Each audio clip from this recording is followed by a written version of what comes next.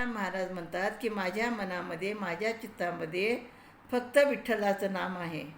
मी सतत नामस्मरण करतो. का करतो सतत नामस्मरण? कारण दुसरे विचार माझ्या मनामध्ये येऊ नये. एके ठाई अन्नपाणी ग्रासोग्राशी चिंतनी, वेळावेळी जागवितो दुजे येईल म्हणून भीती.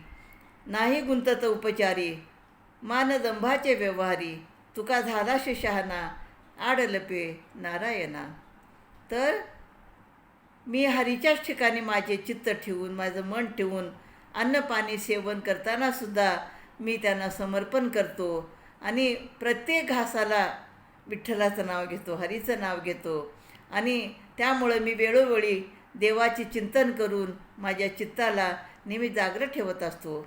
देवा वाचून माझ्या मनामध्ये माझ्या चित्तामध्ये दुसरं काही येईल म्हणून मी खूप घाबरतो आणि म्हणून मी सतत नामस्मरण करत जातो. मी देह उपचार करण्याबाबत व मानदंबाच्या व्यवहारामध्ये कधीही गुंतत नाही. मी शरीराकडे लक्षसुद्धा देत नाही. म्हणून तुकाराम महाराज म्हणतात मी आता शहाणा झालो आहे. या सर्व गोष्टीपासून अलिप्त राहण्यासाठी मी नारायणाच्या आड लपत आहे. कारण प्रत्येक माणसाने ईश्वराचं नामस्मरण जर केलं तर त्याच्या जन्माचं सार्थक होतं.